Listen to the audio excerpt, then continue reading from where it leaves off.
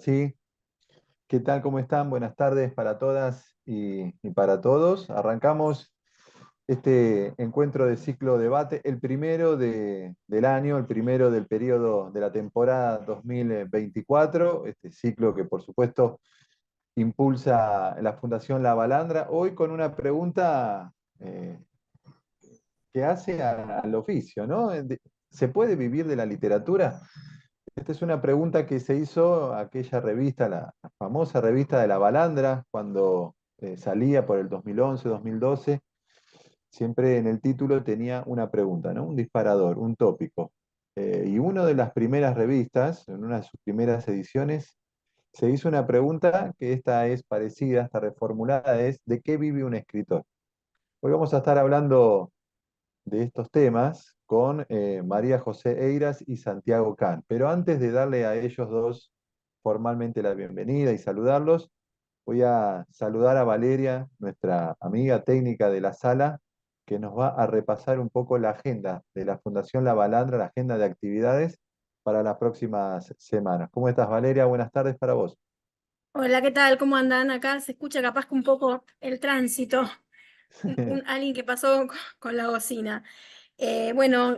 Acá tenemos varias actividades y sobre todo tenemos dos el lunes, que vuelven las clases magistrales en el año 2024 y es la de Natalia Cito, El olvido, río secreto de la escritura, un recorrido a través de las distintas formas de pensar el olvido en relación a la escritura, pensar el olvido como un recurso no dominable, como el río secreto de la escritura, en el que las palabras están y se pierden. Esto es este lunes 25 de marzo, aún quedan algunos lugares, es de 19 a 21 y es por Zoom. Es una actividad arancelada con inscripción previa y los socios y socias podrán acceder a un descuento como siempre. Y el mismo día también tenemos un vivo en Instagram sobre el rol de un prejurado en los concursos literarios. Así que esta es una entrevista que le va a hacer Hernán Carbonell a Mauricio Koch, donde se va a analizar el rol de un prejurado en los concursos literarios. Un encuentro para conversar sobre la subjetividad del lector, qué significa que exista una instancia posterior de evaluación para otros lectores, cuáles son los conceptos principales que se evalúan como prejurado a la hora de leer un texto. Esto va a ser el lunes también, pero a las 20 horas y por el Instagram de La Balandra. Es una actividad gratuita y abierta al público. Estas son las dos actividades que tenemos la semana próxima, que es corta, porque después tenemos el fin de semana largo. Sí, el descanso de Semana Santa. Totalmente. Para aquellos que, para aquellos que no, los que vienen y participan de estos espacios virtuales, saben que tenemos ahora un periodo, una charla, unos minutos que hablamos con los protagonistas. Les pedimos que se muteen para que se pueda desarrollar esta etapa de la charla lo más prolija posible y después, por supuesto, la segunda parte vamos a habilitar, como siempre, a que participen, pregunten, comenten, les digan lo que quieran hoy a María José y a Santiago. Breve reseña biográfica de los invitados. María José Eiras es escritora y coordinadora de talleres de lectura y clínicas, autora de los libros Mi madre y las cosas, editorial Paradiso, Un detalle trivial, editorial Alción, y La maternidad sin máscaras, editorial Planeta. Y Santiago Can es comunicador social y director de la editorial La Parte Maldita. Entre las publicaciones se encuentran Las Islas de Carlos Yushimito, Presa Suelta de Romina Doval y además es editor de un amigo nuestro, un amigo de la casa, Martín Cascante, entre otros. Gran escritor, lo hemos tenido acá en estos espacios. Y la pregunta es si se puede vivir de la literatura. Es una pregunta que va apunta a lo material, a lo más práctico, a la propia supervivencia. Y arranco con María José y te doy formalmente la bienvenida, María José. ¿Se puede escribir y pagar las cuentas? Bueno, gracias Gastón. Buenas tardes a todos. Hola Santiago, mucho gusto de vernos directamente. Acá tengo la revista aquella de la Balandra, aquel número que Ahí se está. llama, ¿De qué vive eh, un escritor? Sí. no se llega a ver, no sé qué pasa con con la cámara mía. ¿De qué vive un escritor? ¿De Bueno, qué? eh, primero quiero mencionar que mi vínculo con la Balandra viene de larga data, de cuando era una revista. En rigor, yo cuando empecé, eh, puedo empezar diciendo que en mi caso particular no vivo de la literatura, que esta es una pregunta que me entristece mucho, esta pregunta que convoca el debate, ¿se puede vivir de la literatura? Y me entristece por varios lugares. El primero es acotarla a lo material. Yo no la acotaría a lo material, ampliaría la pregunta porque creo que profundamente, y más en este momento, que está bueno separarnos de qué vivimos materialmente, porque no vivimos solamente de lo material. Y estamos en un contexto en que está en crisis lo material, pero también lo simbólico, y pienso que como personas, en relación a la literatura, podemos vivir de lo que escribimos o de lo que leemos, y voy a dialogar con un editor, cosa que me parece muy importante. Hay mucha gente que vive de lo que lee. Yo misma vivo de lo que leo, de alguna manera o de la mejor manera, ¿sí? Eso por un lado. Bueno, nada, volver a agradecer a La Balandra, que en su momento publicó uno de mis primeros cuentos, Un detalle trivial, que también da nombre al libro, donde conocí a Alejandra Laurencich, que fue compañera mía de un premio de Avon, allá por no sé si era el 2001, ya no, ni sé, pero les cuento que yo vengo de la arquitectura. Eh, en ningún momento me propuse vivir de la literatura, ni me lo planteé como posibilidad. Y entiendo que no es cierto que solamente muy pocos, o tan pocos como si pudiéramos decir la autora de Harry Potter, Rowling y Stephen King viven de la literatura, y tampoco es cierto, digamos, o también es nocivo esa otra imagen del escritor que vive del aire, digamos, ¿no? Imagen contra la cual Virginia Woolf, que es algo así como mi autora de cabecera, disparó con todos sus dardos en su famoso ensayo Un cuarto propio, donde claramente dijo que las obras de arte están atadas a cosas groseramente materiales, dice ella. No groseras, no necesariamente, no sé por qué el adjetivo groseras, eso corre por cuenta de Virginia, pero las cosas, digamos, la obra de arte, la obra de creación, está atada a la posibilidad de la vivienda, de la salud, de cierta estabilidad, de una cantidad de condiciones, porque materiales, pero además hay otras condiciones que no son materiales que van a permitir que esa obra se haga realidad. O sea, para que una obra se concrete en la mente de un escritor, tienen que pasar muchas cosas y tiene que poder sostenerla también desde otros lugares que no son solamente los materiales. Em, bueno, volviendo a lo material, digamos, creo que por otro lado, la escritura es un oficio trabajoso que requiere mucho tesón, mucha dedicación, y plantearse vivir de la literatura así en el aire no es lo mismo, digamos, decir, bueno, me recibo de médico y abro un consultorio. No pasa así con los escritores, digamos. Es pueril pensar que me siento a escribir y me van a pagar por lo que escribo. No le pasó a Kafka, no le pasó a Roberto Arlt, digamos. Tenemos el famoso prólogo del Lanzallamas, donde Arlt nos cuenta que trabaja en una redacción ruidosa y que igual escribe porque tiene una historia y necesita contarla. Eh, me reía porque en la entrevista en La Balandra, María Fase dice, no le pagaban a Arlt, no le pagaban a Kafka, me van a pagar a mí por escribir. Claro, está bien. De todas maneras, hay algunas salidas, hay algunas alternativas, y ahí tendremos que ir al lugar y al contexto. Em, no sé si desgraciadamente o no, uno siempre quisiera alentar alguna esperanza, pero en este momento hay dos países. O sea, no está, el país que se inauguró hace el 10 de diciembre no es el mismo que tuvimos hasta el 10 de diciembre, sobre todo quienes trabajamos en la cultura, lo tenemos claro, hay una cantidad de instituciones, de leyes y de temas que están siendo salvajemente atacados. Entonces, yo voy a hablar de lo que era antes de esta nueva etapa, digamos, porque son los casos que conozco, el mío particular y el de otros escritores. No sé si se acuerdan que Guillermo Sacomano, en el discurso de introducción en la Feria del Libro del año 22, el del año pasado lo hizo Martín Cohen, en un momento dado del discurso, cuando cuenta que no le querían pagar por escribir un discurso, no le querían pagar un trabajo intelectual, después está el deslinde trabajo intelectual, producción de literatura o de creación o de ficción, que es otro tema, ¿no? Dice, bueno, que alguno argumentó que elaborar este discurso le iba a dar mucho prestigio.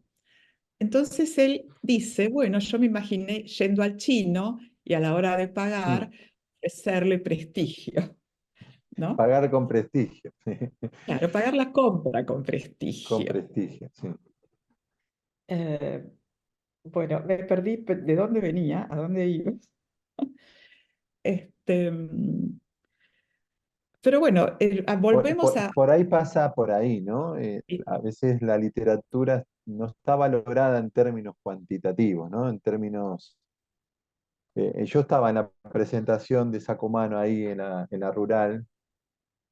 Fue una presentación muy fuerte e inauguraba la etapa de cobro por presentación de la Feria del Libro. Hasta Sacomano no se había pagado, eh, Exactamente. no se El, había pagado, se había y pagado el discurso, lo, sí. lo cual resultaba un absurdo y una injusticia total, ¿no? Porque como si el autor improvisara, tipo payador, un discurso y no hubiese trabajo previo de lecturas, de escritura, de reescritura. Sí. Pero bueno, marca un poco, me parece, el perfil de lo que estás marcando vos, que no se le pagaba porque, no sé, que se consideraba al autor que abría la Feria del Libro, no se le pagaba por eso, como si no fuese un trabajo, ¿no? También. Sí, exactamente. El tema es que, digamos, por eso yo decía que la pregunta me entristece, porque es más profundo el tema, digamos. Eh, no se puede, se puede vivir de la literatura, nos podemos preguntar, ¿se puede vivir de la música? ¿Se puede vivir de la pintura? ¿Se puede vivir de la escultura? Y llegado el caso de las editoriales independientes, ¿se puede vivir de la venta de determinados libros, ¿no? De una selección de libros que de pronto apunta a un producto que no tiene un perfil comercial o fácilmente digerible, como sí puede pasar con un bestseller o con un libro de autoayuda o con una, no sé, un trabajo de Rolón, de los pocos autores que posiblemente sí puedan decir vivimos de las regalías de nuestros libros. Ujú. Eh, Vivir de la literatura en el sentido de vivir de las regalías de los libros no da la cuenta, por lo menos seguro que no da, y esto lo tiene que saber el que empieza, no da al principio. Es posible que un autor llegue con el trabajo, con el oficio, con la suerte, y seguramente con las traducciones o con la realización de alguna película o gracias a algún premio. En nuestro país existían, hasta antes de este gobierno, los premios municipales, los premios nacionales vitalicios. Sacomano mismo vive de un premio municipal y de un premio nacional, que le da un ingreso por mes. Y él termina diciendo en la nota de la balandra, ningún escritor puede escribir bien si no sabe si va a poder pagar la cuenta de la luz. Tal cual. Ahí aprovechamos y saludamos a Santiago Can. Lanzó María José una pregunta que, que obviamente te toca de lleno, ¿no? ¿Cómo hacen los editores?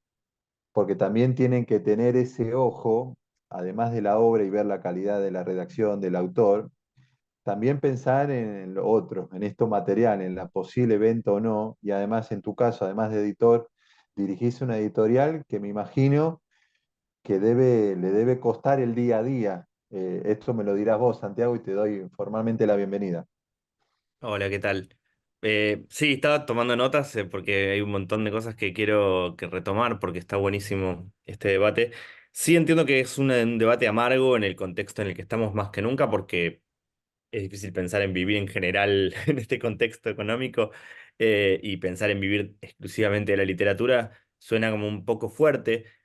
Pero sí me parece interesante también pensar que en general el par, vivir de algo y vivir en algo, está bastante cruzado en el pequeño microclima habitual que tenemos del libro en la Argentina. Argentina tiene un microclima muy intenso y bastante más grande que muchos países de la región aún hoy, pero sigue teniendo una vida propia del libro y de gente que trabaja en torno al libro. No todas las personas que trabajan en torno al libro cobran por eso es cierto, hay un montón de trabajo ad honorem, hay mucho cooperativismo, hay activismo y militancia, hay vanity projects, como le gustan a Hmm, decir a los norteamericanos, ¿no? También y me parece que hay cierta trampa ahí en el mundo laboral del libro, porque es, bueno, no todas las personas que participan de este ambiente cultural lo perciben a través de una dimensión profesional laboral. Y entonces eso también a veces falsea ciertas discusiones. Hay siempre como latiguillos que uno tiene, ¿no? Pero me acuerdo con una charla en Eterna Cadencia de editores, había un editor que se quiso hacer un poco el gracioso diciendo cómo hace una pequeña fortuna un editor, y la respuesta era arrancando con una fortuna muy grande, ¿no? hmm. Eh, y un poco la idea era editar libros en la Argentina no es una tarea que en general sea muy redituable a nivel económico para las pequeñas editoriales. Hay casos de éxito, hay casos que no. Y entonces a veces eso también uno piensa, bueno, ¿cómo funcionan las editoriales? Eh, yo le presento un material a una editorial y con eso voy a tener un salario fijo todos los meses. En general Hmm, no. no, claro. Y hay una idea también muy asociada a eso que es como, bueno, primero hay que tener obra para poder vivir de la literatura. Y te pone un poco en el horizonte de tu vida como autor o autora, bueno, ¿cuándo tengo la obra suficiente para entrar o cuánto tardo en producir esa obra? Creo que también hay como el diario del lunes, ¿no? El ver el fenómeno de éxito y decir, quiero esto, pero ver cómo se llegó. Hoy hay hay tres nombres propios de la literatura contemporánea nacional que también en mi rol como docente en todos estos años los veo crecer entre lectores, sobre todo de jóvenes, que son, no sé, Selva Almada, Samantha Schweblin, Mariana Enríquez. Y uno piensa, bueno, ahí tenés tres casos de autoras jóvenes todavía, pero que tienen una obra y que son fenómenos de éxito multinacionales, traducciones a nivel internacional y adaptaciones cinematográficas. Ahí está bueno decir, bueno, pero ¿cómo se gestaron esas obras? En el caso de Samantha, ganando premio del Fondo Nacional de las Artes muy joven y publicando no solo en grandes editoriales, en el caso de Casa, Selva Almada, Casa de las Américas también ganó Samantha, Casa muy de las jovencita. Américas. Selva Almada también publicando en editoriales independientes primero, arrancando Sí.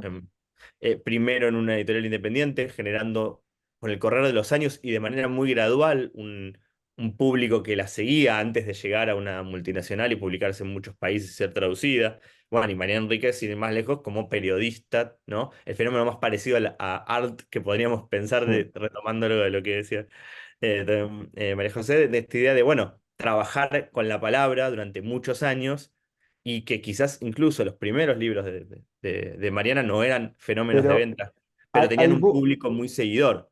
hay boom de primeras obras, incluso en la Sí. Argentina, se me ocurren dos ahora, también Ujú. mujeres, paradójicamente quienes más venden, y no ahora, hace ya un tiempo son mujeres, Uno Sí. podría nombrar a Claudia Piñeiro también, Ujú, eh, pienso en Dolores Reyes, con ujú. Cometierra, fenómeno de venta, primera obra de Dolores, Sí, y Agustina Basterrica. Después está también. bien, después de ganar el premio Clarín, pero Exacto. con Bueno, Bueno, volvemos pero esto es, no dejan de ser excepciones excepciones, sí. tal cual. Sí, no Mira, dejan yo de ser tenía a excepciones. mano este, cada cual vino con algo a mano, ¿no? sí, está muy bien. Eh, ese es Lo reseñé hace poco. Ah, Ah, Acabo no, de bueno, yo publicar no sobre alcanzo a ese por si tema. no ver, se no llega a alcanzo a leer, ver. por si no se alcanza a ver, Cómo acabar con la escritura de las mujeres, Sí. de Giovanna Rus, lo Ah, publicó Barrett, es una editorial española, pero tiene distribución acá en nuestro país a través de Carbono. Lo había leído hace 2 años y el otro día dije, bueno, al calor de que íbamos a hablar de esto, dije, hay algo ahí que se puede recuperar, ¿no? Y un poco también esta idea de, bueno, esto que vos decías, José, es la excepción, ¿no? Escribió una gran obra, pero no tuvo otra. Y a veces es No, difícil no, no, porque para no, una... perdón, Santiago, pero no. Sí, Eh, cuando ella habla de la excepción, sí, habla de cómo se tilda la literatura de las mujeres que sin duda. triunfan. Ujú. No, yo de ninguna manera estoy hablando en ese sentido acerca No, del no, porque éxito. cuando te decía estos ejemplos que estaba mencionando, digo, no son excepcionales, en No, el- pero pero si sí, hacemos una estadística sí, digamos, de gente que escribe, ujú, y aún así, si le preguntamos a Samantha Shevlin o a Selva Almada cuáles son sus ingresos en relación a las tiradas de los libros, cobrando el 10% del precio de tapa, yo estoy hasta ahí, segura de a que tienen que hacer 180 otras días, cosas para a vivir. 180 días, ¿no? A Porque ciento eso ochenta también, días, en este contexto en inflacionario, este contexto de inflación, sí, que la exacto. editorial te dice, bueno, pero las librerías tardan en liquidar, etcétera, etcétera. Eh, y por ejemplo, Confiando en que la editorial te rinde exactamente lo que vendió. claro que de pronto, bueno, hay distintas historias. Yo tengo 3 experiencias con editorial grande, editoriales independientes, y las historias de las liquidaciones son muy diferentes. Y ujú, además, Mariana Enríquez, precisamente, acabo de ir a verla al teatro, mm, al Coliseo, entonces ya está haciendo otras cosas que ya van por lo performático, más allá de la literatura, con gran intensidad, que estoy segura de que sí, estas cosas quizás le están permitiendo vivir.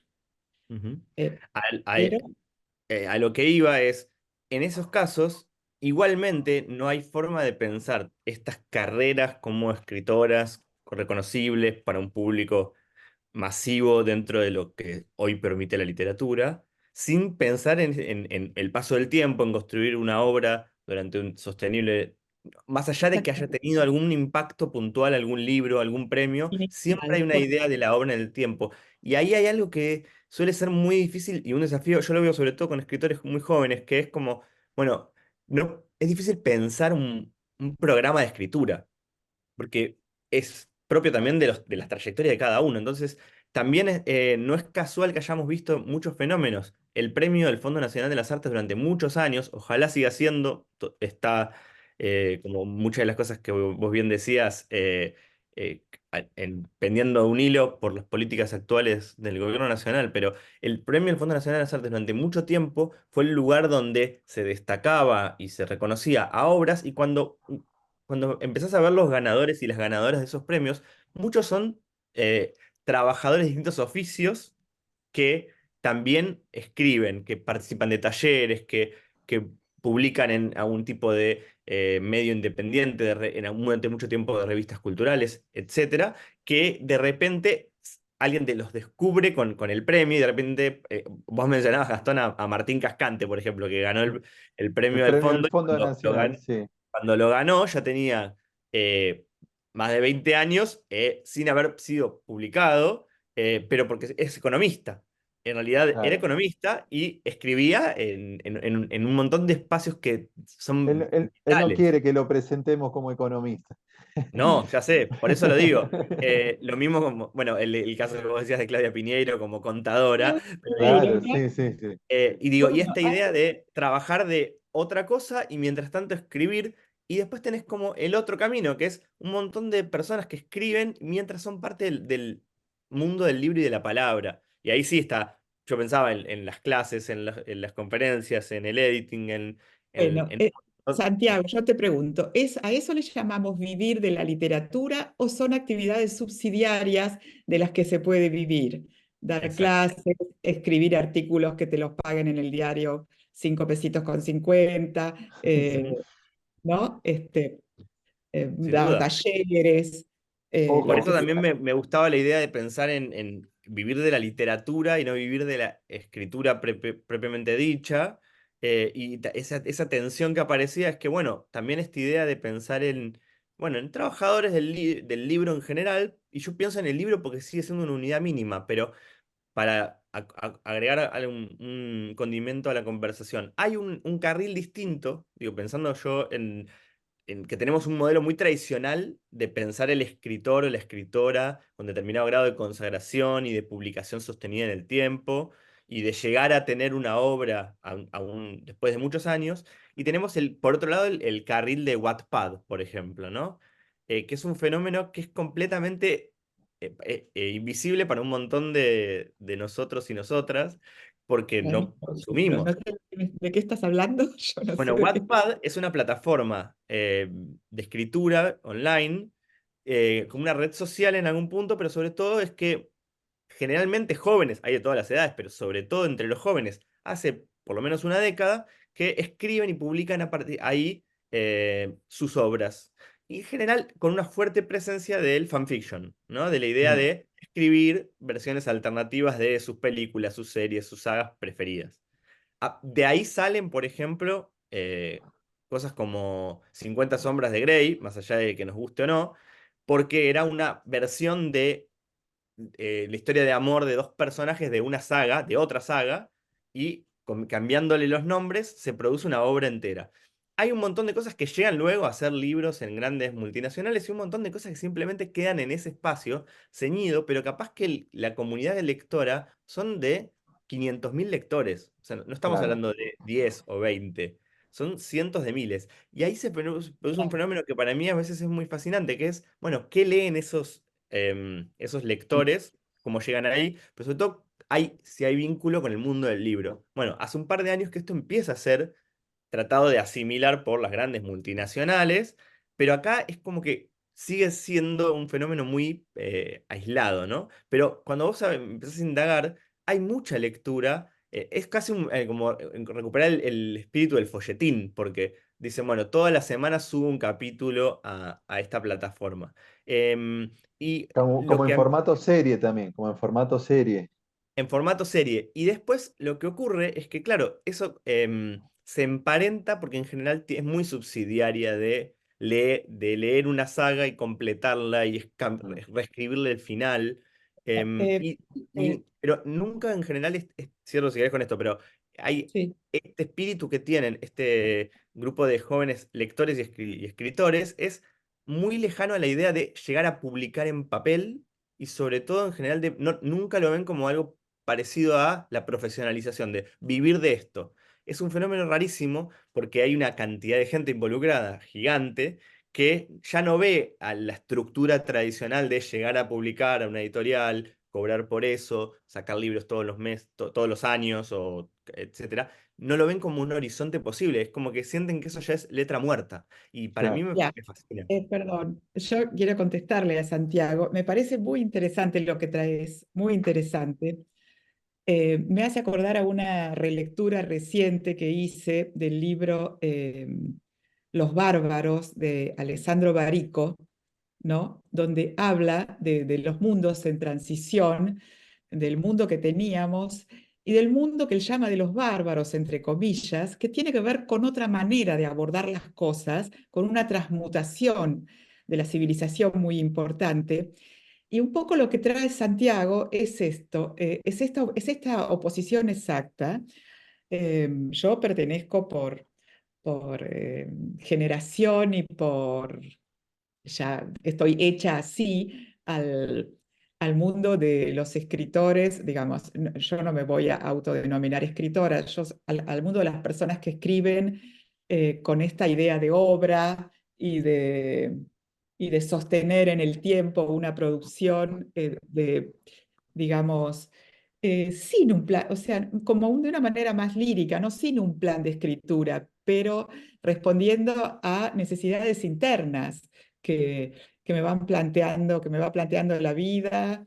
Bueno, a mí se me cruzó el tema de la maternidad, escribí La maternidad sin máscaras cuando tenía 3 niñitos, y eso me desbordó, y de pronto me encontré lidiando con la arquitectura, con la escritura, con los chicos, con las casas. Digo, ¿qué es esto? Tuve que escribir un libro.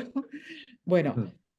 pero yo tengo ese perfil, y Claudia Piñeiro y muchos escritores que están en este momento en la palestra, pero este fenómeno que está mencionando Santiago es muy alentador en el sentido de que implica una difusión de la posibilidad de escribir, una masificación y una necesidad también social de escribir y de expresión, que ha encontrado otros canales más frescos, más fluidos, más ágiles, que van a otra velocidad y que de pronto pueden cruzarse con los canales tradicionales y producir, como él dijo, un bestseller en toda su dimensión, ¿no?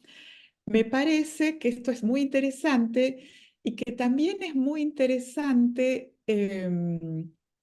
volver a la idea de que también trajo de alguna manera, no sé si adrede o no, pero yo la escuché, vivir en la literatura, o sea, vivir en el mundo de los libros, de la lectura, en todas sus formas. Cada quien decidirá si le aprovecha leer en la plataforma que citó Santiago aquí, o si prefiere releer una obra de Shakespeare, o si prefiere comprarse la última novedad de Martin Cohen, qué sé yo. Digo, ¿no? Felizmente se Sí, amplía el creo que panorama. la literatura no es ajena a los cambios en los paradigmas del consumo cultural, ¿no? Ujú. Esto, uno que viene, Absolutamente. uno que viene por profesión más del periodismo, sabe que el consumo periodístico también cambió sus formas, ¿no? Estos de la televisión, el diario en papel, la radio, parece, el mundo analógico se va apagando, las nuevas generaciones no consumen masivamente, digo, ¿no? Se informan y ellos además comunican a través de sus redes, y la literatura no escapa a ese universo. Hace algunos años la gran feria que tenemos, que es la Feria de Buenos Aires, que está a pocas semanas de abrir, ya, digo, si uno recibe la solicitud para inscribirse, anotarse como periodista, también en el mismo link te dice si sos booktuber. Me Ujú, parece maravilloso, ¿no? ujú, Conozco a Bacaro, tengo una Pero buena relación volviendo, y él nos dice, no sabe lo que son los booktubers, tenemos que contratar seguridad cuando viene alguien y es un fenómeno que mueve a miles y miles de jóvenes, que revitaliza también el mundo de la literatura, eso. pero volviendo a esta idea que vos traes de las formas del consumo, yo voy a insistir. Porque la sociedad de consumo, más allá de que esta parte donde la tecnología amplía las posibilidades es muy positiva, eh, nos pone en esta tesitura de estar hablando de vivir de literatura en términos puramente económicos. Y me parece que estamos en un momento social y cultural y en todo sentido de pensar de qué vivimos realmente las personas.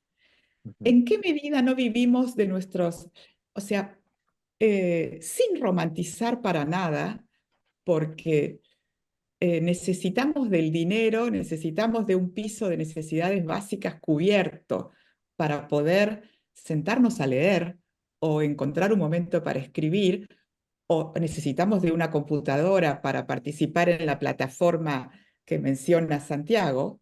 O sea, lo material es ineludible, pero cuidado porque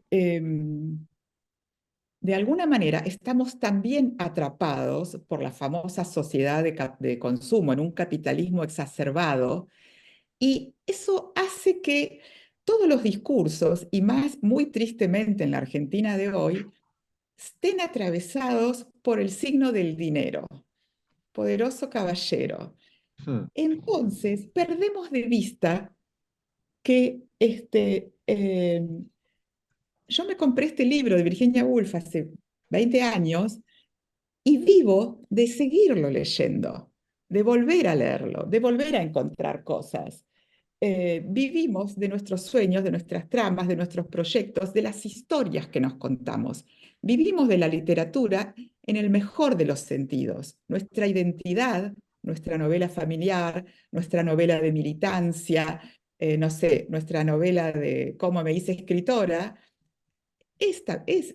son historias, son relatos. Entonces, a mí me gustaría, y volver a, y ya te dejo, Santiago, Ujú. eh, volver a traer a Aristóteles un poquito, que hablaba de la buena vida y hablaba de la mera vida o la vida nuda, ¿no? Entonces, la vida nuda es la vida a nivel zoológico, ¿no? Es comer, dormir, beber, estar guarecido. Pero ya desde los griegos que inventan la tragedia y la comedia y que ponen a sus actores en un teatro y al público del otro lado, pudiendo mirar las pasiones, los dramas, lo que le pasa a esos actores, tomando distancia, tomando la posibilidad de pensar y de filosofar, se crean otras formas de vida que creo que de las cuales también vivimos. O sea, lo que me parece muy interesante es no perder la perspectiva en la vida de cada uno, más allá de las dificultades para pagar la cuenta o los aumentos de tarifa que puedan venir, que vivimos de otras cosas también, de muchas otras cosas, además de lo económico. Sí, hay algo de... también me pasa que yo vuelvo así, como cada cual tiene sus obsesiones. Yo tengo mi obsesión, por ejemplo, con el libro de los demasiados libros de Gabriel Said, que es Mm. como un libro de cabecera para muchos de mi generación y otros también en cuanto a editores. Esta idea de, estamos en un momento en el que se publica también mucho más que en otros tiempos, que la publicación también se democratizó en algún punto, pero a la vez se inunda de cantidad de material para leer y eso también empieza a veces cuestionar el canon por un lado y por otro lado el quién puede realmente construir el canon, porque cómo abarcar, la Argentina, por ejemplo, se publican entre 20 y 27 mil títulos por año. Es imposible Enorme. de leer, procesar eso. Ponele que literatura propiamente dicha, si nos ceñimos a eso, sea menos, pero igual es mucho. Y entonces a veces hay un fenómeno que es muy genera un desánimo a veces en escritores y escritoras que es, bueno, capaz que, ¿cómo hago para que alguien me lea y que se dé cuenta de que escribí un libro crucial para esta época, ¿no? Y hay algo de eso que también tiene que ver con que esta vida cultural que vemos, no solo en la ciudad de Buenos Aires, que es una usina, sino en grandes polos como son Córdoba o Rosario, incluso Mar del Plata, que tienen redes de editoriales alrededor, es que es muy difícil de que el lector o la lectora de esos libros llegue a tiempo con la novedad. Entonces, muchas veces nos pasa que descubrimos a un escritor o escritora por un libro X, el que sea, y decimos, ah, pero este escritor viene publicando hace 15 años. Claro, llegamos La tarde. obra a veces es consistente, a veces es los mejores son los primeros y nadie los había leído hasta que llegó a determinado lugar. Y el rol de las editoriales independientes muchas veces es un poco colaborar con este horrible darwinismo en el que las grandes editoriales esperan a que un escritor se desarrolle en el tiempo, tenga una obra, sea probado, tenga lectores, y una vez que ya los tiene, dice, ahora sí, bienvenido a Random Mi Planeta. Pero algo de eso Que, también que no pasa. te, que no te roben a Cascante, lo único que te pido. Bueno, nosotros con cada vez que sale el segundo libro de algunos autores y autoras, ya sabemos que estamos a tiro de que cuando salga el tercero los perdemos. Porque Lo cuando perdemos, ven que sí. hay tres, dicen, acá hay algo, seguro que hay algo. Y como nuestro catálogo es todo muy bueno, sabemos que es solo una cuestión de tiempo. Entonces, sabemos que está. Un editor me decía, no voy a revelar qué editorial, me decía, yo ya sé que si sale un tercer libro de cualquiera de estos autores, pendo un hilo, porque es como una especie de que se enciende una alarma en las oficinas de las grandes editoriales. Y la otra, que por eso digo sobre la frustración, es el volumen de tiempo de lectura, ¿no? De qué leen los editores para hacer esa selección. Por eso el rol de los concursos muchas veces es muy importante. Está bueno que también vayan a hablar de esto con Mauri, que ha sido prejurado muchas veces, que es, bueno, hay un volumen muy grande.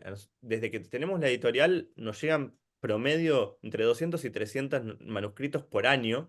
No hay forma de leer 300 manuscritos por año porque te dedicarías solo a leer manuscritos. Y es difícil porque, claro, termina teniendo un peso la mención en un premio, el premio en sí mismo, la recomendación por parte de otro escritor. Hay como una cosa de red que a veces puede un poco desalentar a quien empieza, que dice, bueno, yo mando a 20 30 editoriales y no obtengo respuesta, porque aparte la idea es muy frustrante de la no tener respuesta. Y a veces lleva a cuestionarse, bueno, esto es un tema de mi obra, etcétera. Y lo lejos de la condición meramente material de ganar plata con escribir, que si quieren la retomamos en breve. Y por otro lado, está esta pequeña disquisición que se produce con, bueno, ¿qué pasa cuando ya hay una obra y también la posibilidad de, bueno, vender los derechos de un libro al exterior, una traducción? Hace poco repasaba los números del programa Sur, que es un programa de traducción que tiene nuestro país todavía. Esperemos que ¿Subsiste ese continúe. programa? No sabía. Subsiste ese Sí, programa. desde el 2009 está, y Sí, desde el sí, 2009 se tradujeron obras de autores argentinos y argentinas a distintas lenguas, sí. 1500 libros Una obra, distintos. una obra mía se tradujo Mirá, al griego, sí. bueno, eso es fascinante porque Sí, si por vos te pones supuesto. a fijar, en general, por lo que había visto en el último informe que habían sacado el año pasado, era entre 25 y 30 autores o autoras se traducen al año nada más. Vos decís, pero ¿cómo? ¿25 o 30 autores argentinos se traducen a otros idiomas por año? Es muy poco. Y claro, por eso digo es tan importante que haya una política pública que acompañe eso, porque realmente ahí sí hay una diferencia. Si cuando, en el caso de Cometierra que mencionaban recién, ¿no? Digo, bueno, Cometierra es un fenómeno porque además es un primer libro que tuvo mucho éxito, pero además tuvo traducciones a creo que 8 o 9 idiomas ya. Y es muy poco habitual, no es la media. La fantasía es que, bueno, sacás un libro y le va bien y ya está, estás en todo el mundo. Y no, es un fenómeno muy limitado. Pero sí ahí sí puede haber una diferencia económica en encontrar ediciones en otros países y de traducciones. Y también hay pocas editoriales que se ocupan de acompañar ese proceso de crecimiento y también ese fenómeno que también cuando decíamos esta cosa medio de equipo de formación o equipo chico que le da lugar a un futbolista y cuando de repente la rompe se va a jugar al exterior. Bueno, hay un poco de eso porque la estructura es muy distinta para abrir ese tipo de mercados y ahí sí la Feria del Libro, como vos decías hace un ratito, la Feria del Libro de Buenos Aires sigue siendo esa gran arena donde pasan un montón de cosas que ahí sí te puede haber una diferencia en cuanto a tu trabajo profesional vinculado a la industria del libro, porque realmente sigue siendo el evento más importante cultural de la región, incluso del continente, no porque tenemos también Guadalajara, pero a nivel Latinoamérica hacia el sur, es una cita realmente muy importante. El encontrar también a esos lectores. Y quizás la diferencia fundamental es que tenemos. Yo tengo ahí una duda respecto de la Feria del Libro y hago esta última pregunta y ya después habilito a la gente a que Dale. pueda también sumarse a la charla. Como siempre, hay una reacción abajo para levantar la mano o bueno, o me avisan de alguna manera en el chat.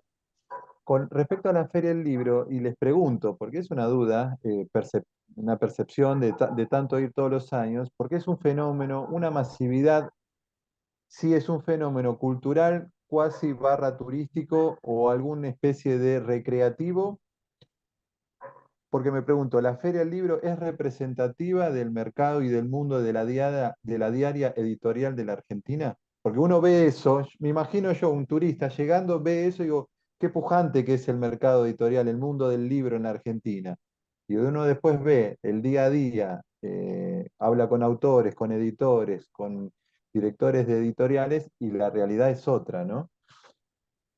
Pido A ver, gancho en esta. yo- Dejo de arranque María José para no aturdir, pero me parece que igual hay que ver también con quién hablar. claro, ¿cómo? A ver, para la Feria del Libro, para esta respuesta, el discurso inaugural de Martín Cohen del 2023 es Mm. fantástica respuesta. Eh, la Feria del Libro no es la única feria en el país, inclusive, digamos, hasta este gobierno se subvencionaron muchísimas ferias en el interior con una continuidad y una frecuencia impresionante. Y ahora está también la Feria de Editores Independientes, que se ha convertido en un fenómeno muy importante. Sabemos que la Feria del Libro está patrocinada por las editoriales más grandes, por los grupos editoriales más fuertes, y que, como así, como en algún costadito, algunas editoriales menores o independientes tienen sus stands. A mí me parece que un poco lo que traía Santiago recién, traía las cuestiones de la visibilización de la obra o de la posibilidad de hacerla visible, de la comercialización y de las alternativas que hay para, en concreto, no sé si vivir de la literatura, pero conseguir algún ingreso más importante que de alguna manera compense el trabajo de escribir un libro. Em, en mi caso personal, yo entiendo que, o digamos, o para la gente que empieza, yo diría que no hay otra que el tesón, que el continuar, que tolerar la frustración, que seguir adelante, que buscar el cómo, que hacer contactos, que empaparse del mundo, que conocer las editoriales a las cuales eventualmente podrían llegar a mandar un original, investigarlas, explorarlas, no mandar a una editorial que solamente hace traducciones, un libro de ficción, como hice yo hace no hace tanto, y que la editorial no publicaba ficciones, ¿no? Eh, bueno, y creo que la Feria del Libro cumple varias funciones, más allá de su aspecto comercial. Como bien dice Santiago, es una gran vidriera, es una arena donde se cruzan editores, autores, lectores, eh, y es un evento que irradia, como dice Martin Cohen en su discurso, irradia algo del orden de la actividad en torno al libro, y en ese sentido es importante. Eh, ya desde llegar por Plaza Italia y pasar por la venta de libros usados hasta él conocía a Borges en la Feria del Libro del año tal, por ejemplo, Mm. ¿no?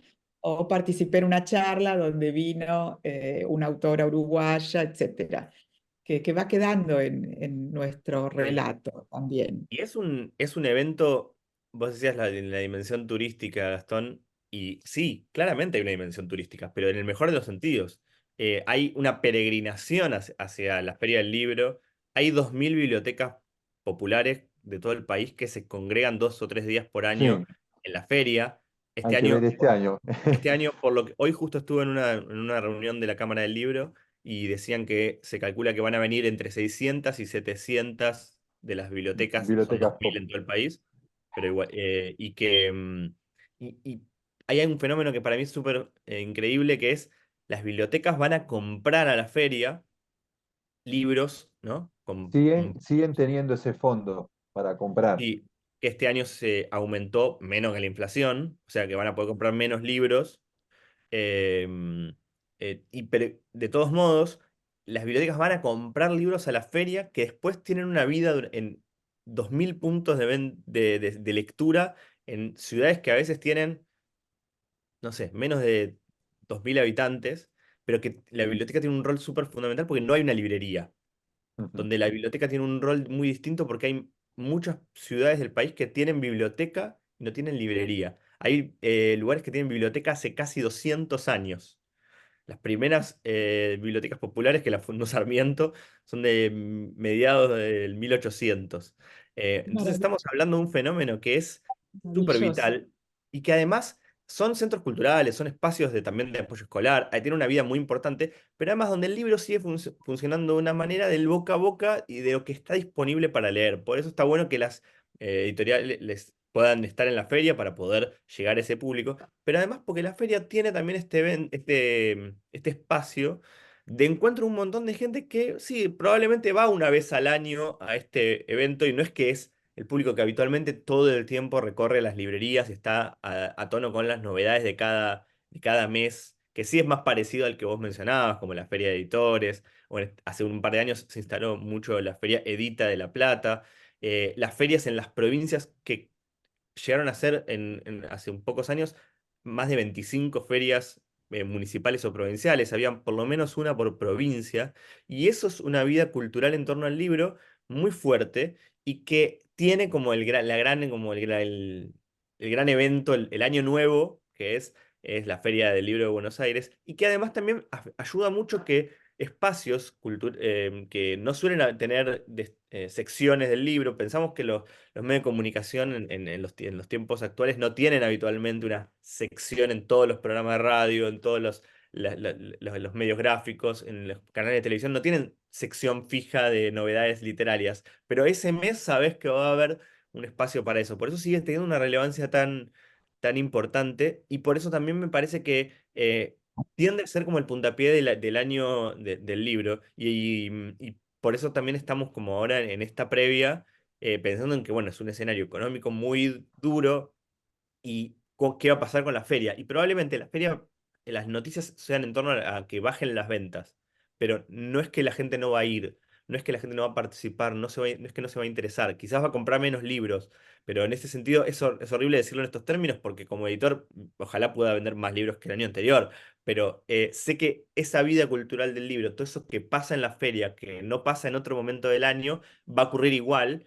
Y que el libro es resiliente y en algunas cosas creo que tenemos que desarrollar anticuerpos para poder sobrellevar esto que viene, que es un escenario económico muy cruel y muy complicado, pero que el libro no deja de estar. Y una cosita chiquitita, ya que estoy envalentonado con esto, el libro usado tiene un rol muy importante y desde hace muchos años las grandes multinacionales han dejado de tener saldos por políticas que tienen que ver con el papel, baja en la cantidad de tiradas iniciales. Entonces, ahí hay una cosa que sí se perdió mucho, que era esa segunda vida de los libros en tanto el saldo, y después lo que sí se mantiene, incluso librerías, em, para ponerlo en términos muy, no peyorativos, pero descriptivos, muy de Palermo, tienen su sección de usados. O sea, vas a comprar el libro nuevo de la novedad de Random y Planeta, que sale hoy 25.000, 30.000 pesos, y al lado tenés una batea en la que hay por 2 3 5 o 7 libros de buenísima calidad, pero que capaz pasaron ya por otros lectores previos. Y eso es fundamental para que el mundo del libro siga vigente, porque no es solo el libro nuevo lo que importa. Fantástico. A ver, no sé si alguien ya quiere preguntar. Había algunas consultas en orden a lo que habían dicho. Eh, Sheila pregunta, Santiago, si podés escribir o nombrar ahora la plataforma que nombraste, donde participa la gente que... Sí, se llama Wattpad con W. Ahora si no lo escribo en el chat para que les quede ahí también. Em, yo hago este chiste porque también hace 15 años que soy docente, digo, depende con quién estás hablando, le decís preguntale a tus hijos o preguntale a tus nietos o preguntarte a vos mismo, pero digo, van a ver que incluso con los adolescentes pasa mucho que te dicen, no, yo no leo, solo leo Wattpad, y es como que, pero sí, es leer, o sea, Es básicamente leer, claro. no es que es con dibujos, no es audiovisual, no es historieta, es literatura, texto. Texto, texto. Bueno, ahí lo escribís abajo. Y Marta pregunta, ¿cuál es el libro de Virginia Woolf que nombraron, que nombraste, María José? Es Ah, un cuarto propio, pregunta. es un cuarto propio, sí, sí, una habitación propia. Este, y de paso, bueno, igual este libro no se consigue, pero hay una pequeña biografía de Virginia Woolf, de John Lehman, que trabajó con ellos como ayudante de la imprenta de la Howard Press, que es interesante porque acá Virginia cuenta, porque no siempre fue igual la cuestión de vivir de la literatura, y en este libro John Lehman cuenta que, eh, además de que lo cuenta la propia Virginia, con el primer artículo que publica se compra un gato persa con lo que le pagan, Mm, y dice, bueno, en vez de comprar manteca y qué sé yo, alguna otra comida, me fui a comprar un gato, pero después va ganando mucho dinero con sus libros y pueden comprar de pronto muebles, obras de arte, remodelar una casita que tienen de fin de semana. Ha vendido miles de ejemplares Virginia, pero el ingreso le venía de las regalías de los libros, por partida doble, de las regalías de los libros, y le venía como editora, porque también ellos publicaban la propia obra de la autora. Bueno, Ahí hay, digamos.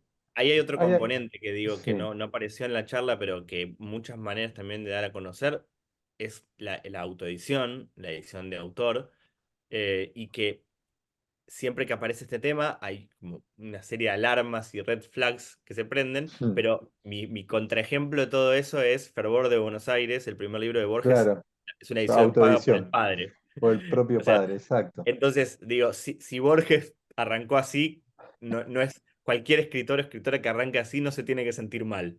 A Claro. partir de ahí, después la obra tiene sus caminos y sus... Es la misma Digamos, conclusión, Virginia Woolf lo hizo como mejor, entre comillas, como lo están Sí, haciendo alguna gente, como por ejemplo la editorial Conejos, que son un grupo de escritores y exacto. publican sus propios libros, o ahora Limbo, que es otra editorial que ha salido.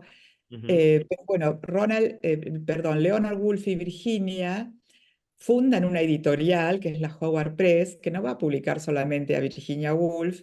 De pronto es la editorial que traduce en 1924 la obra de Freud al inglés por primera vez. Va a publicar a T.S. Eliot, van a publicar a Catherine Mansfield, van a rechazar el Ulises. Bueno, van a tener una larga historia y trayectoria como editorial. hay Sí, de hecho, pregunta, acá en sí, nuestro país además hubo durante mucho tiempo, todavía existe, pero fue mutando, la tradición también de librerías editoriales, ¿no? claro, También, Pienso de también. sí. Jorge Álvarez como librero, luego editor, pienso en Eudeva y Boris Spivakov, el Centro Editor de América Latina, pero llegando hasta hoy con, no sé, desde Musaraña eh, hasta Eterna Cadencia, digo, esta idea también de editoriales Editoriales. que también son librería y que hay un vínculo ahí. Ahí pregunta Irene Weiss, que dice, soy editora independiente de libros de ecología. Y la pregunta es, ¿cómo se resuelve el problema del monopolio del papel por parte de, de los grandes multimedios editoriales? Qué buena pregunta. Mira, justo hoy hablábamos de eso en la reunión de la CAL. En nuestro país no hay un monopolio, sino hay una cartelización, porque no hay uno solo, hay tres. Em, a pocas horas ya del 24 de marzo, incluso que una de las tres sea Ledesma, que todavía tiene mucho que responder sobre lo que hizo entre la dictadura, estaría bueno que tuviera otra respuesta para darte. Y la otra es papel prensa, que incluso otra vez podríamos hablar de la dictadura, el cual tiene una actualidad increíble. Y la tercera es celulosa, está vinculada a la familia Urtubey de Salta. En general, lo que hay es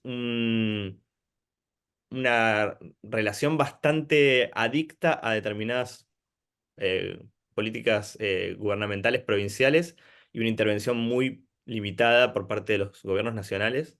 En algún momento, una de las pocas cosas que hubo como para romper un poco esa cartelización fue la apertura de importaciones, que sabemos que nunca termina bien, porque lo que terminó pasando era que entraba papel importado, generalmente brasileño, a precio dólar, y entonces lo que hizo que los sectores del papel en la Argentina pusieran los precios en dólares directamente. Entonces dijeran, bueno, ¿quieren comprar el nuestro o comprar el de afuera, pero el mismo valor?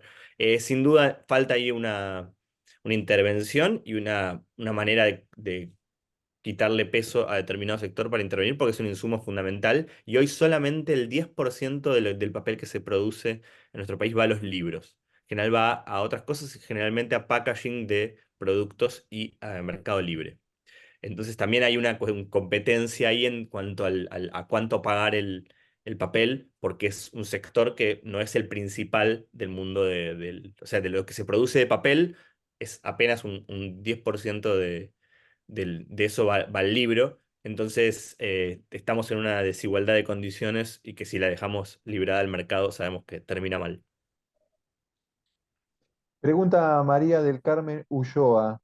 Los escritores que se dedican al libro cartonero, ¿cómo les va en Argentina? Cucurto, ¿no? Hay un ejemplo ahí con Washington Cucurto, con la cartonera, ¿no? Emblemático proyecto editorial ese. No sé cómo les va, pero digo, recuerdo ese caso, ¿no? Ahora que lo nombra María del Carmen. Habría que ¿Tienen preguntar, idea?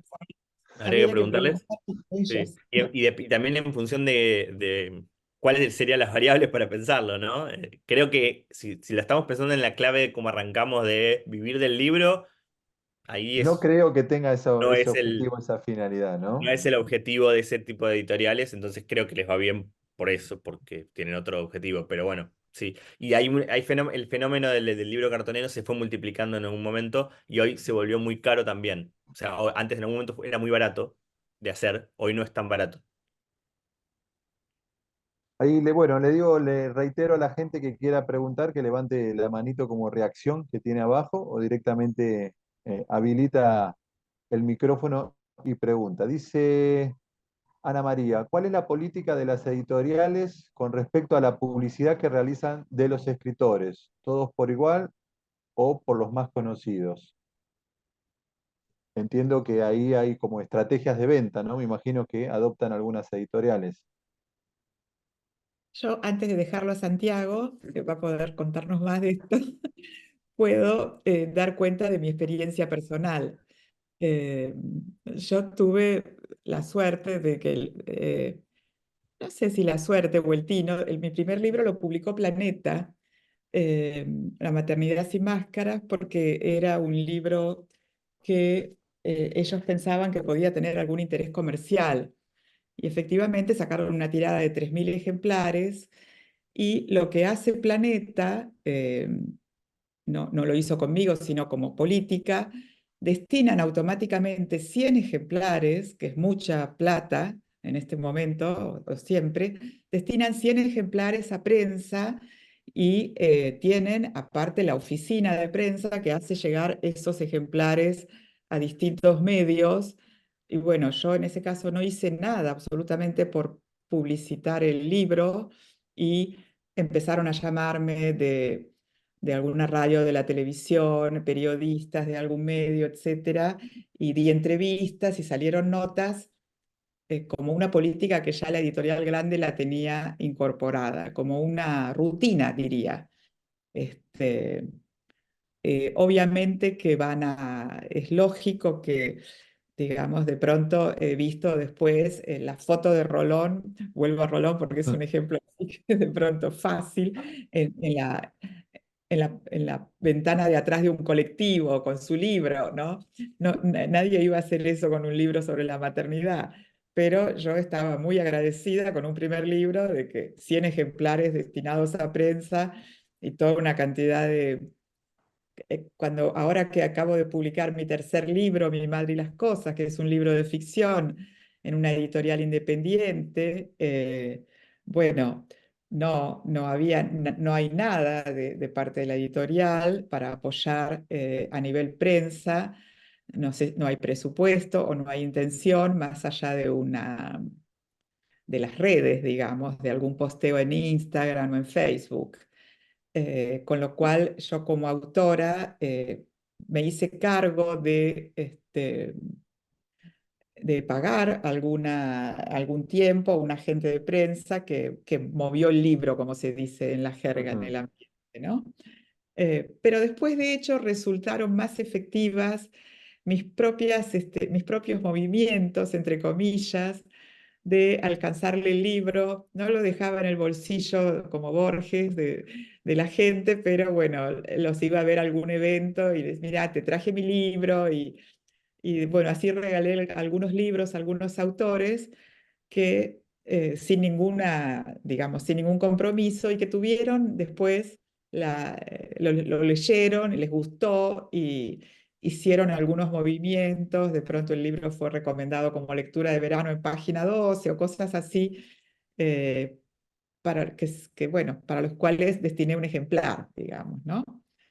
Eh, Ahí, ¿cómo Eso. es la experiencia en la parte maldita, Santiago? Sí, escuchaba lo de 100 ejemplares, es un montón, es un re buen lanzamiento de prensa, porque habitualmente las editoriales independientes no suelen hacer semejante lanzamiento, porque incluso dependiendo el grado de la editorial, dependiendo cuánto sea la tirada, a veces pueden tirar 500, 1000, 1500, es un montón y está buenísimo. Me acuerdo, hay una entrevista que yo siempre recomiendo, el año pasado estuve participando de una actividad de extensión en filosofía y letras en la carrera de edición, que era una especie de curso para editores independientes.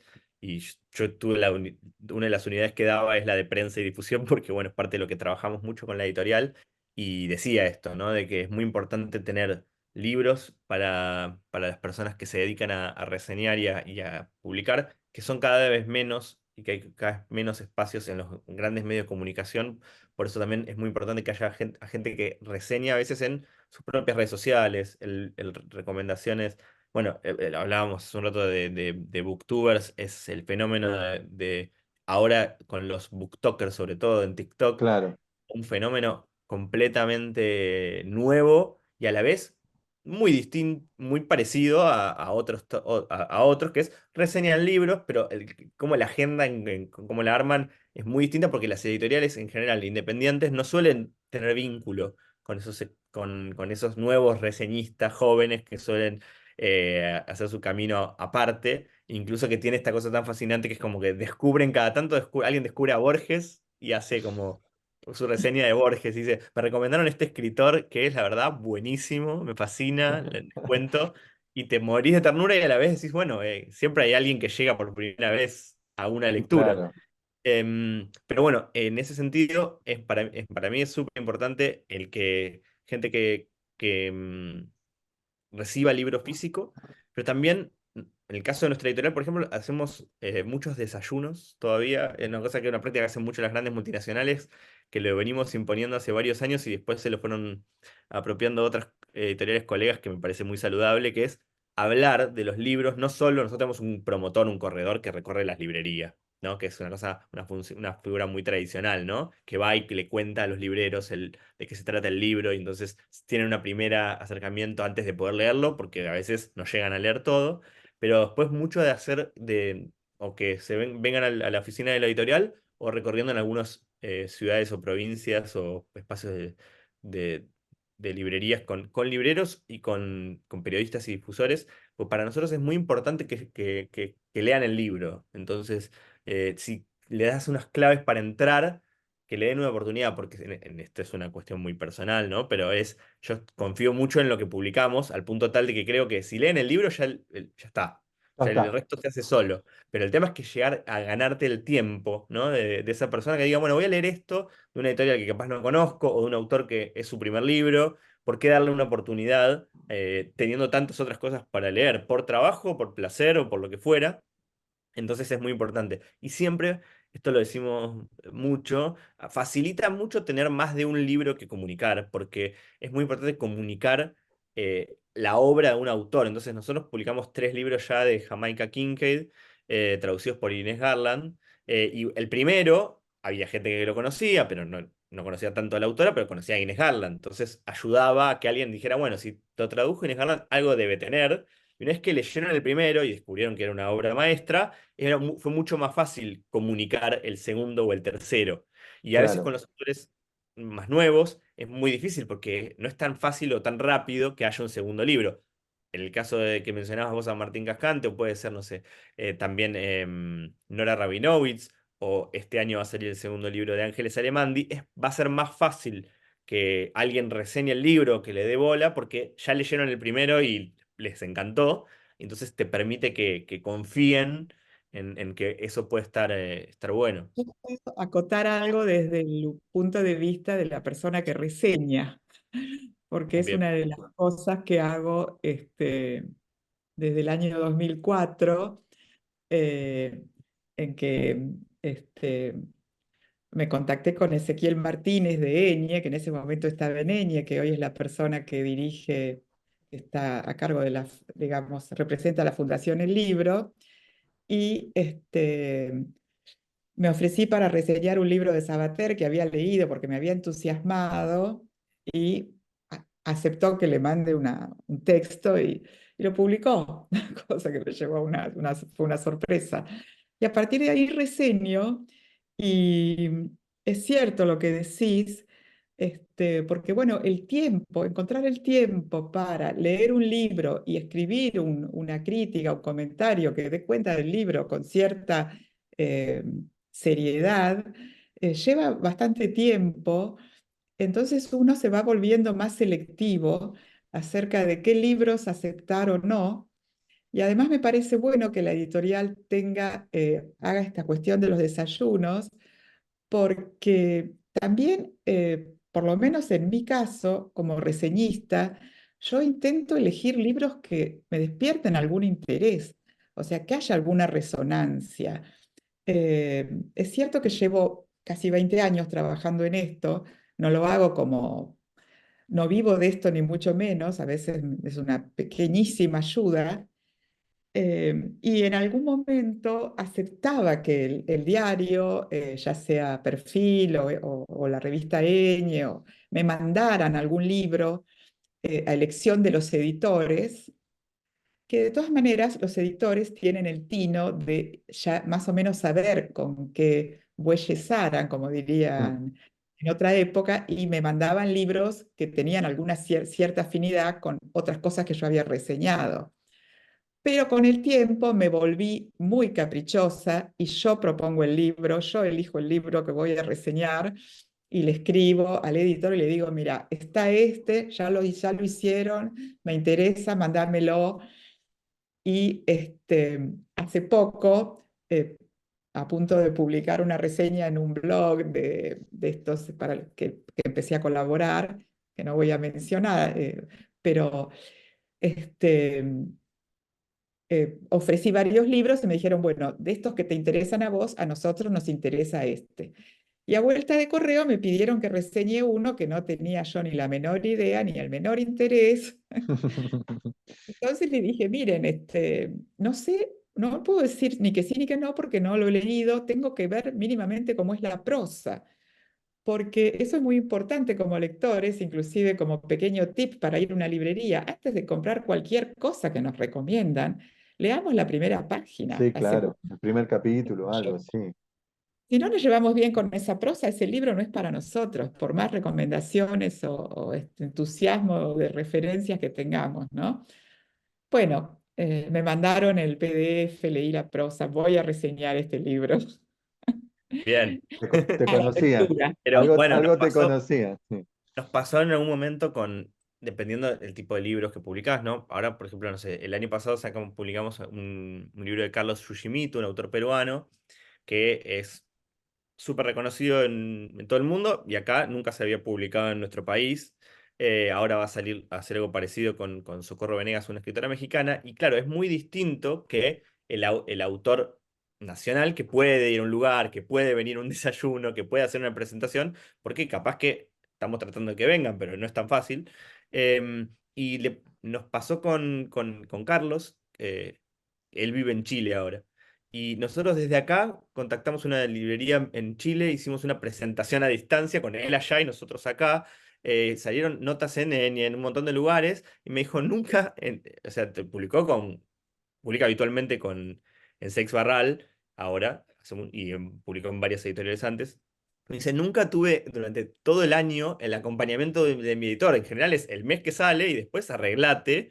E incluso a Claro. veces me ha pasado de yo llevo la entrevista, le digo, me llamó Tito y me dijo que me quiere hacer una nota. Y era tipo, de repente era, Carlos, disculpa, ya sé que salió el libro en mayo, pero es octubre y tenemos una entrevista. Y él estaba sorprendido, lo llamaban de radios de acá y decía, claro, lo que pasó era que el tip nuestro, lo único que le pedíamos a gente que capaz ya le conoces un poco el paladar, como que me digas, bueno, yo sé que a María José le gusta tales tipo de cuentos, le decía, lee este cuento, que es el primer cuento del libro. Si lees esto y no te gusta, no te molesto nunca más, pero es como una especie de, si lo lees y no te pasa nada, es que realmente, no lo podemos decir en estos términos, el problema eras vos, no el libro, porque el libro es Claro. implacable. Y bueno, con algunos libros tenés esas cuestiones que decís, es más fácil porque el tema, la prosa, el interés, hay que encontrarle la manera de entrar a las personas que le interesa. Hay gente que entra por tema, si el tema no cuadra, no lo va a reseñar aunque sea una obra maestra, y hay gente que el descubrir un color, una voz. Por ejemplo, este Tono, libro de sí. cuentos él hace como una especie de favela imaginaria en Brasil, y vos lo lees y parece un registro documental, pero en realidad es pura ficción. Y entonces hay gente que se fascina con eso y hay gente que dice, porque es un escritor peruano, porque se llama Yoshimito, entonces debe ser algo del japonés. Viste, hay que encontrarle la manera de entrar, pero Claro. como todo, Bueno, es leer. un poco pasa, yo siempre digo, con los libros como con las personas.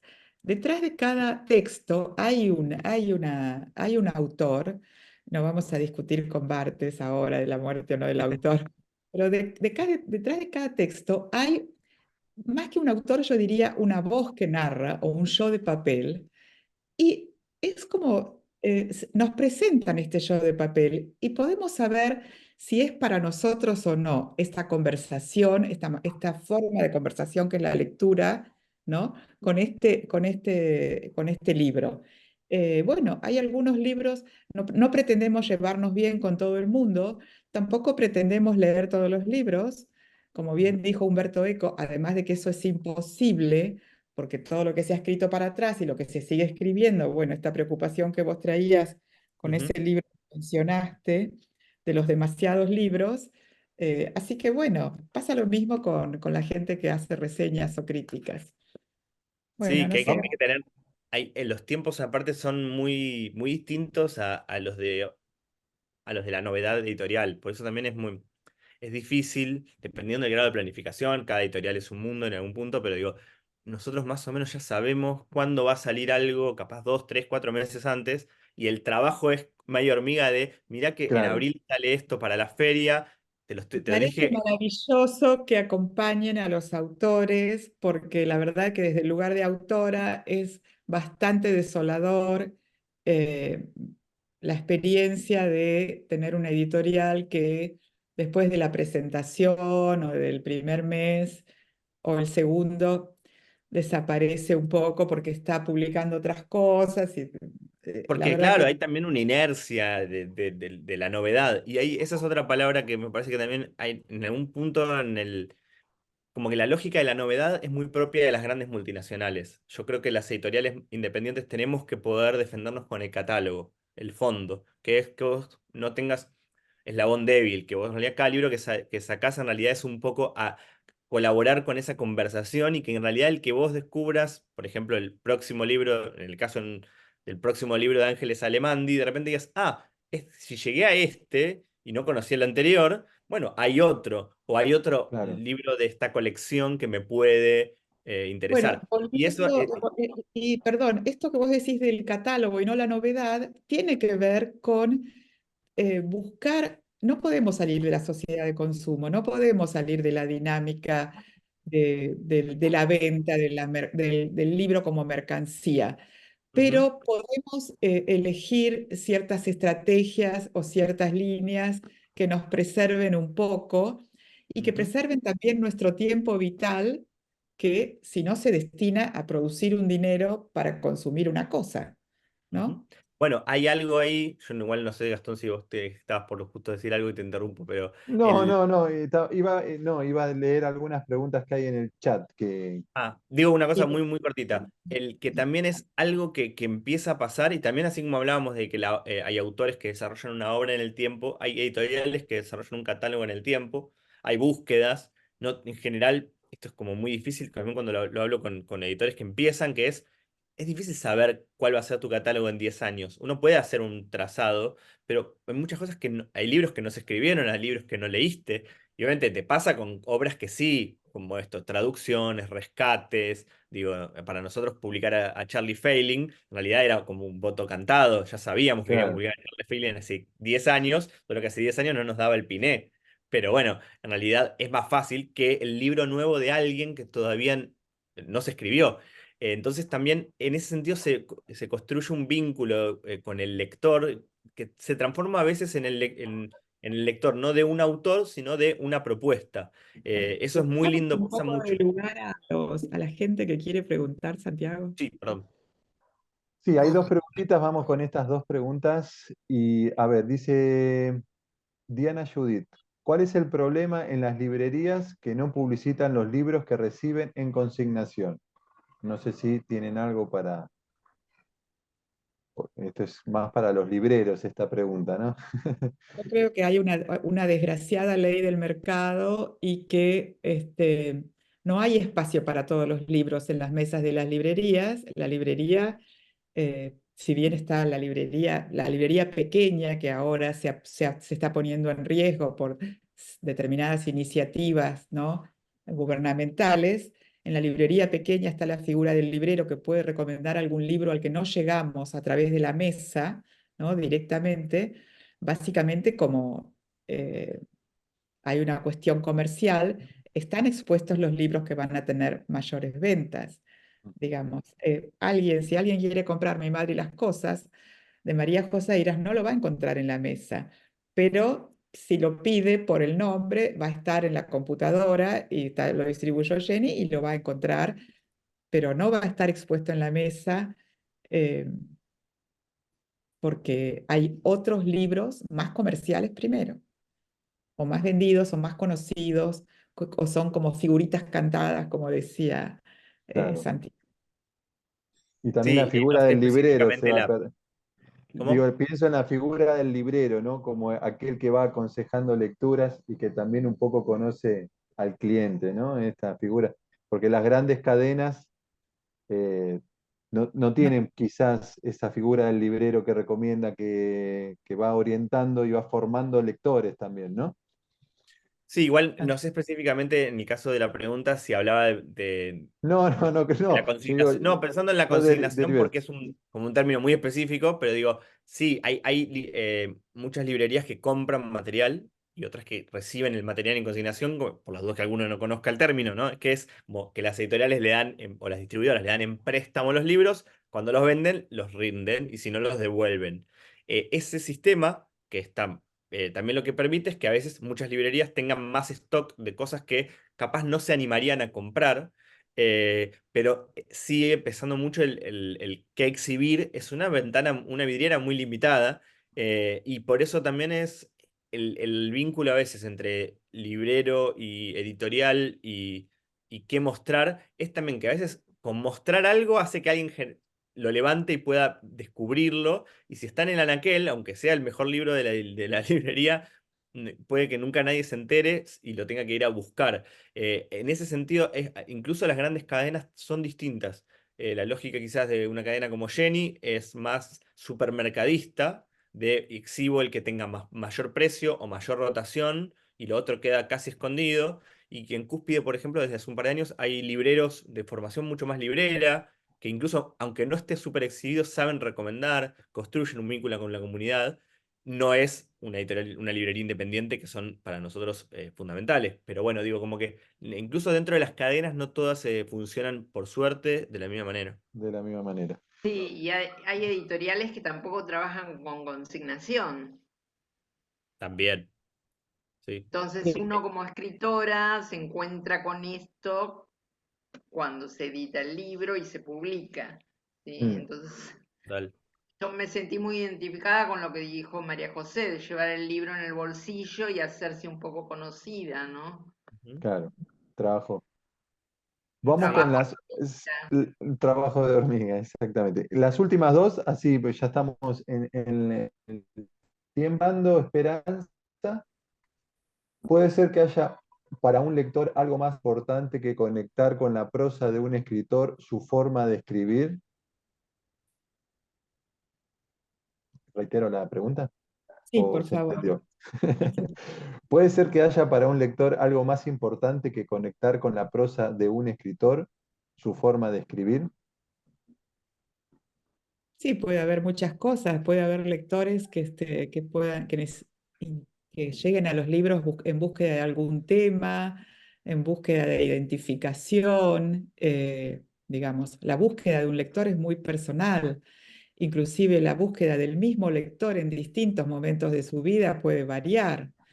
Eh, yo recuerdo, voy a confesar, una época de mi vida muy dramática en la que recurrí a algunos libros de autoayuda y bueno, estaba leyendo al mismo tiempo los cuentos de Virginia Woolf o, no sé, un libro de Saer y estaba leyendo un libro de autoayuda.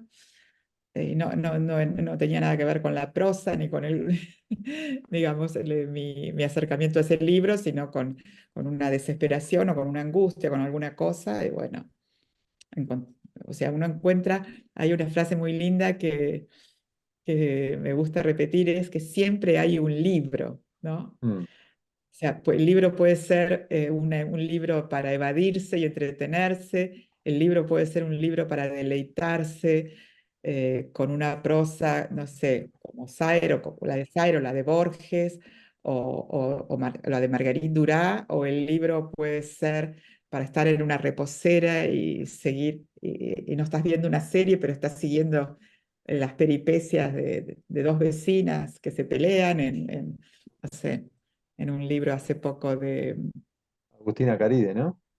sí, de Agustina Caride. O sea, la literatura felizmente tiene muchas, es muy amplia, es un mar, es un océano, ¿no? O podemos leer esta serie de libros de Documenta sobre la escritura. eh, entonces, tomamos Nadar lento, Nadadores lentos de Santiago Loza y no hay trama, no hay, digamos, no pasa nada y sin embargo es A un... Santiago Loza lo vamos a tener en mayo, en una actividad. Primicia que doy porque lo cerramos hoy. Una Qué bien, charlita con él. ya me anoto, ya me anoto. Sí, bueno, nosotros tenemos nuestra editorial, se llama La Parte Maldita, por obviamente el libro de George Ah, Bataille, y Bataille tiene una frase que nosotros usábamos mucho en una época, lo poníamos siempre en los señaladores de los libros, que era, todo libro es la suma de los malentendidos a los que da lugar. Y a nosotros nos gusta buenísimo. mucho esa idea de pensar en que no hay una lectura de los libros. Y por eso también es un poco lo más difícil, lo más fascinante, a veces lo más frustrante, es encontrar ese lector para eso que estás escribiendo o publicando en nuestro caso.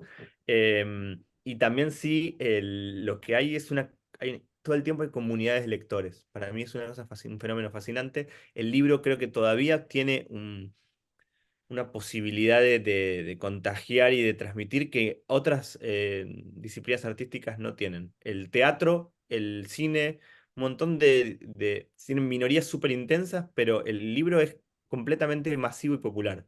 Todavía hoy, pese a que lo han coteado de todos los colores y de todas las formas, sigue teniendo un lugar. Sea el usado, sea el saldo, sea el nuevo, sea el independiente, el bestseller, la novela romántica, tiene Bueno, una vitalidad increíble. hay otra frasecita que me causa mucha, no sé, me resuena, me da mucha alegría, que también dice, creo que fue Humberto Eco el que dice que el libro es como el libro inventado, el libro de papel, ¿no? Yo acá tengo, alguien me prestó, ¿qué es la literatura de Sartre para esta charla? Un pensamiento ya que quedó atrás, pero el libro es como la cuchara, como la rueda, O sea, son esos inventos y como las tijeras. Son esos inventos que van a permanecer, ¿no? Ujú. La última, y a propósito de esto último que decía Santiago, ¿la compra online de libros significa la muerte del librero? Es muy fuerte la...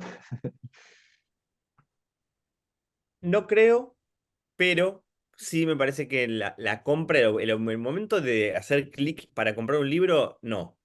Eh, Acá no tenemos el fenómeno de Amazon en nuestro país, que eso generaría otro tipo de conversación. Creo que va a pasar, lamentablemente, pronto.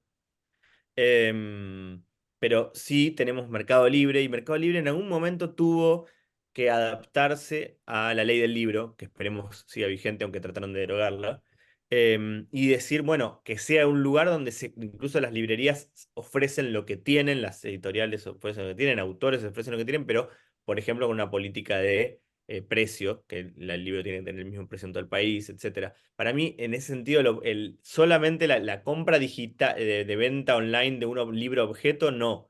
Ahora, no sé, y la verdad que es algo que con la editorial lo pensamos mucho, qué va a pasar con el libro digital, la posibilidad de un reemplazo. Yo creo que en ese sentido no estamos, en nuestro país al menos, la comercialización del libro digital sigue siendo una parte muy minoritaria y no, si venía por el lado del libro digital, es otra cosa. Y sí vimos que vender libros digitales nuestros afuera, sí es una buena posibilidad porque hay otros lugares, otras personas del mundo que no comprarían un libro capaz por el envío de un libro, un objeto a, no sé, a Colombia y un ebook sí, y están leyendo ese libro en otros territorios. Así que si venía por el lado de lo digital es una cosa, si venía de la compra del objeto la veo distinta.